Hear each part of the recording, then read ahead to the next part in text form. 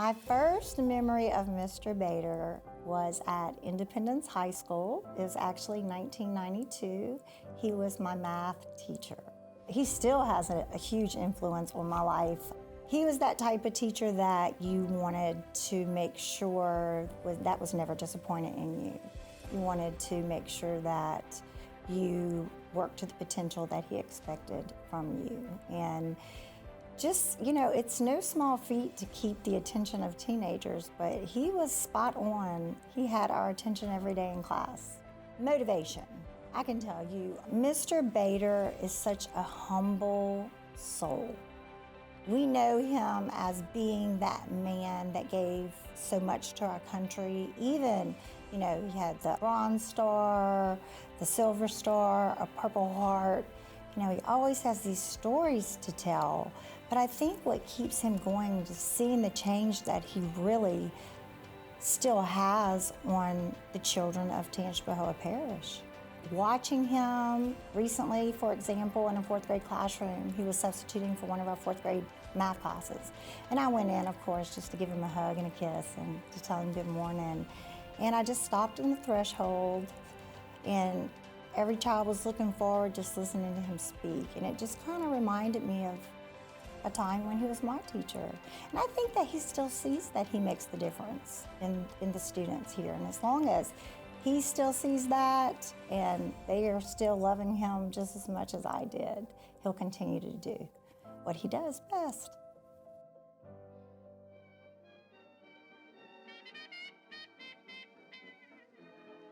My name is William Bader, and I was born in Norwood, Massachusetts, 1923. The neighborhood's children, all of us couldn't speak English because we were foreign born. When we went to school, it was up to the first grade teacher to teach us English. 90% of the kids probably taught their parents English once they learned English in school. If they learned any English, they taught their parents English. My dad planted a garden, and during the season, my mother put up 62 quart jars of tomatoes, 62 quart jars of pole beans. That's how we ate. And by the way, this was during the Depression in the 20s. That's how we ate. We ate from the cool room in the cellar. During the Depression, my family did not miss a good meal with 60 chickens and the things that my mother put up for the winter. We did not miss a good meal. In Boston, they didn't have a garden. They had investments. The foreigners did not miss a meal. They were poor to start with as far as money was concerned, so they didn't have to rely on the industrial world. We never missed a good meal during the Depression, the whole Depression. Life was beautiful, very seldom. We never had an argument with 5 boys and 2 girls and my mom and dad. We never locked our doors. If you want to play, go down the cellar, put the mattresses on the floor, do what you want. That was the mode during that time. You trusted your neighbor. And then when you had holidays, you think you know how to make a pizza? You make pizzas like this, people. And used to swap meals. Some people really were good. From there on, graduated from high school, and it was time to go into the service. Before I had a chance to go into the service, I had 3 brothers who volunteered before I did. And so when I went to Boston to file an application to go into service, I brought it home to my mother. She says, I'm not going to sign it because you're the last son home. And I told her, well, they're going to draft me. And she says, well, if that's the way it's going to be, but I'm not going to sign the paper. So eventually I got drafted. This is how it was during World War II. Don't ever ask a World War II soldier, how did you feel when you went into service? There was no feeling. The feeling was allegiance. We were glad. They all went. Almost my whole graduating class went. And then when the first one that got killed, you felt sorry for it. I was was shipped to Camp Landing, Florida. From there, we took a train ride to New York, caught a boat, and went overseas. We bivouacked in France for about 6 weeks, about 30 miles from Paris. It was time for us to go up the front line. The war was getting a little bad because the Germans had surrounded General McAuliffe's army in Belgium and Luxembourg. So we were shipped to about 50 miles from the front line, someplace in northern France. From there, we went on to the borderline between France and Belgium and Luxembourg. And we joined the 5th Division. That was General Patton's Third Army. And our job there was to prepare for battle. We bivouacked there in the snow. And it was cold. Believe me, it was cold. And we were waiting for orders to move up on the front lines. We had a big meal the day before Christmas. They had a meal for all of us, a big meal. And the very next day, we moved up to the front lines. On my way to the front lines, I saw this young man across the ditch sitting down, and I remembered him from the way he looked, that he was one of my classmates. I said, "Johnny, what's wrong with you?" He said, "Willie, my feet are frozen. I can't go any further." He was in the platoon in front of mine. He couldn't go any further. We continued our march until we got to the fighting zone. The captain stopped the advance on our part, and we sort of spread out. We had to be careful. This was the dangerous area. The Germans, prior to our advance, changed all the road signs that they could. If you didn't know where you were going, it would be dangerous. We got to a certain area, and the captain ordered all of us to dig foxholes. Every one of us had about 2 cans of TNT on our straps. If we couldn't penetrate the ground, we used the TNT to blow open the ice or crack the ice so we can build a foxhole. We stayed in this position, for about 2 days or 3 days to make sure that our scouts that we sent out to reconnoiter the area that we were supposed to get to had the right information. I think it took us about 2 weeks fighting in this static area. A static area is where the enemy, you know where the enemy is and they know where you are. And somehow or other they quit fighting each other for some reason. But from the static area, we made a mad run, our company did, to break the hole into the German line, which we did with the help of other regiments. And from there we broke open a hole into the Germans' line.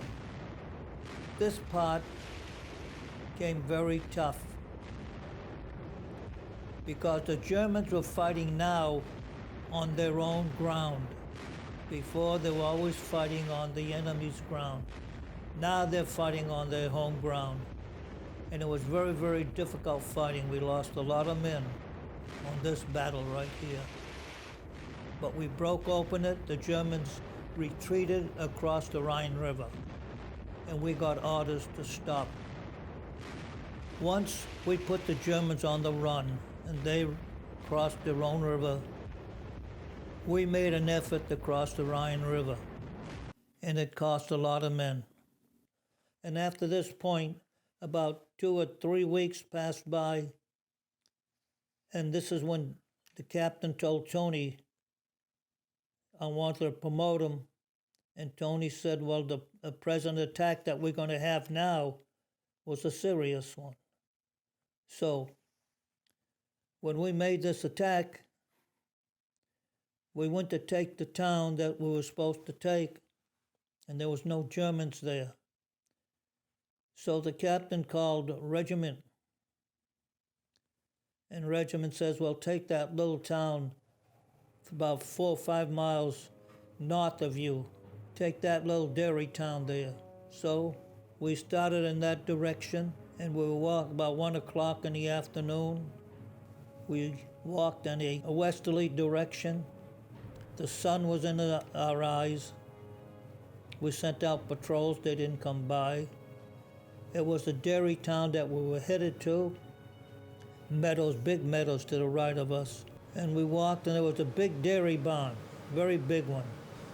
We got within about 20 or 30 feet from the barn, and there was machine gun fire that opened up on us from our rear. The rear to the right.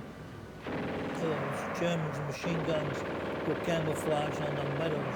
They was dug in there, and they shot to our back, and we all ran in the barn. About 40 or 50 men ran in the barn. Once in the barn, we returned our fire to the field. But there was a Tiger tank about 150 yards in the field with them, camouflaged. Sergeant Campo, who was in the barn with us, said, call regiment and tell them that we need cannon fire. And I want to see the radio man, the medic, and you, Willie. Come on over this corner of the barn after you make that decision to call. So Crow, who was the radio man, called regiment. Regiment says, we need coordinates. Well, we couldn't see. Hit the smoke that's coming from the roof of the barn that we're in. If we hit the smoke and you're in it, we're going to kill some of you. Well, that's okay. So they barraged the barn. One of the shells hits the barn. The radio man and the medic and me in the middle, we're within 2 inches of each other, one behind the other. The medic falls forward dead. I can tell he's dead. I can't see him, but there's no communication with him at all. And I have metal in my shoulder. That eliminates the sergeant that called me. He's gone too. So I'm there by myself standing.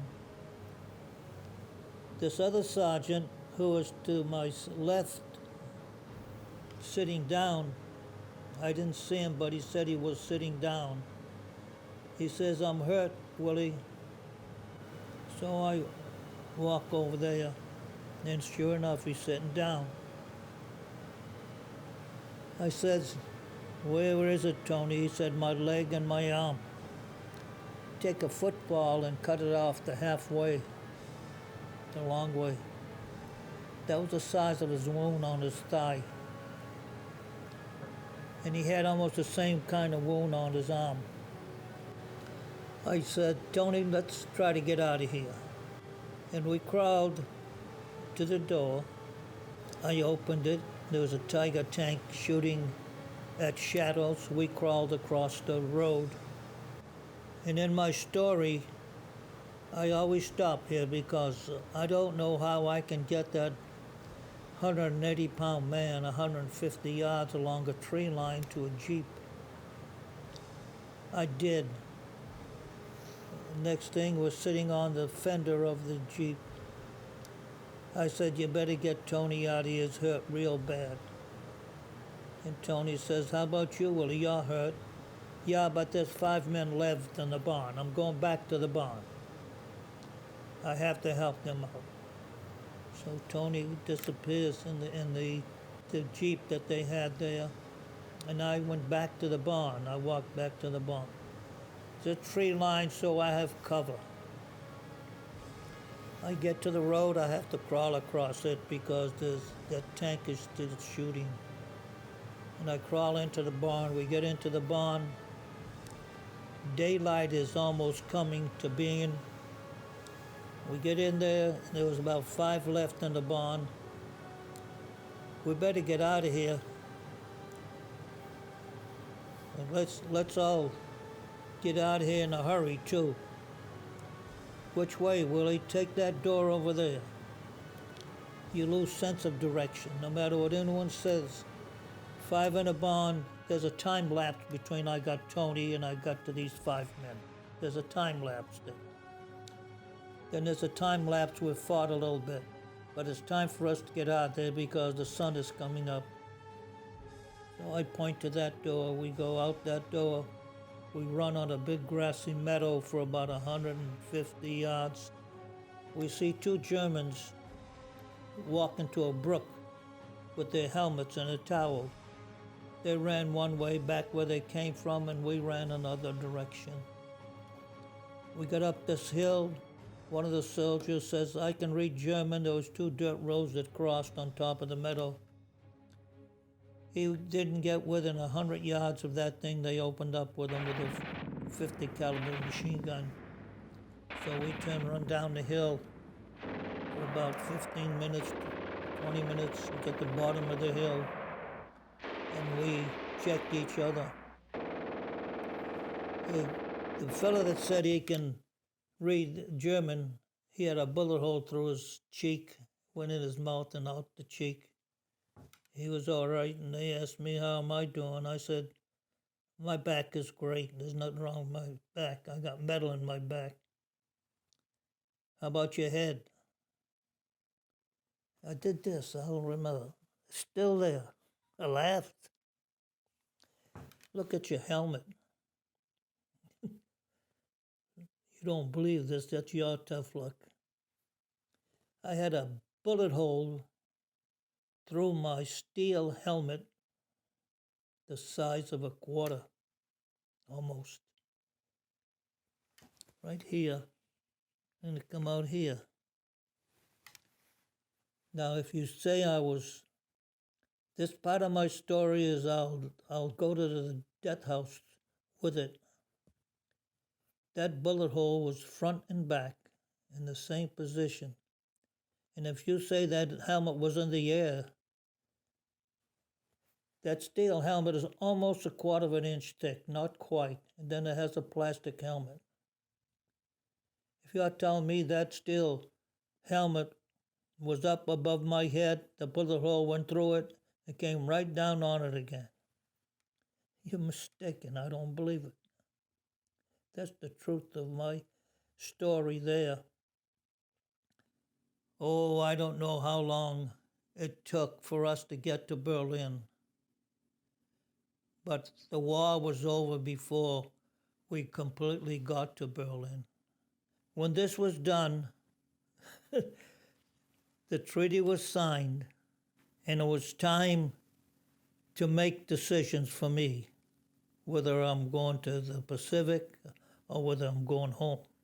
And I told my captain, after we got promoted, he got promoted to battalion commander, and I got promoted to battalion NCO.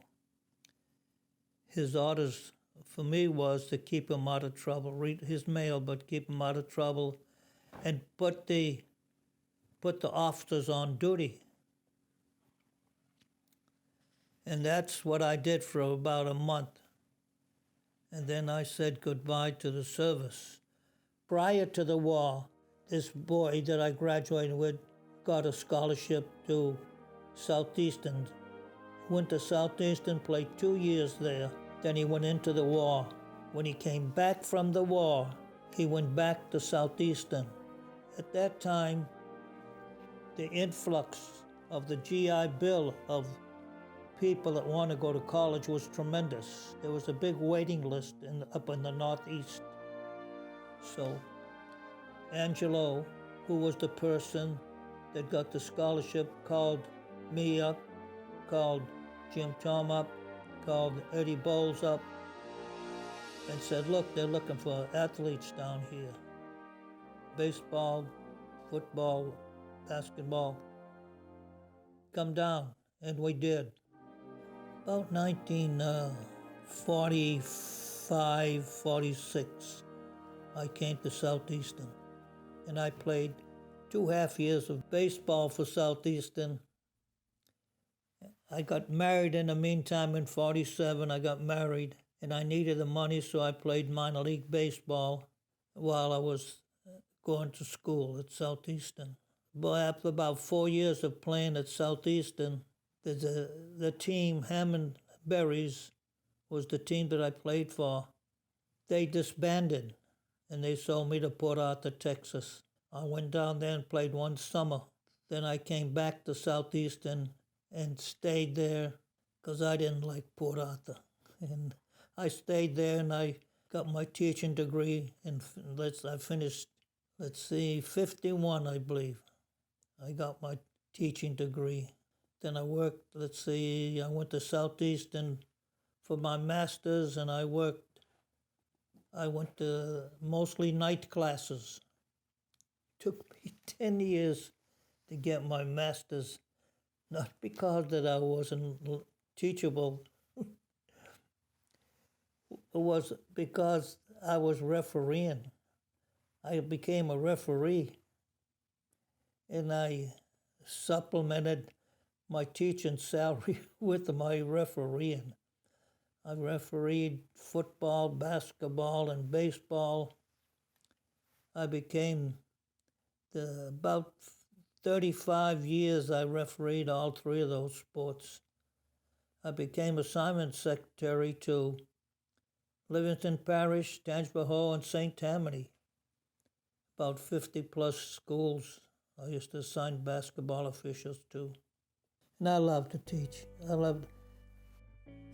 If the child was doing bad in math, my math class, I'll see you from 7 to 7:45.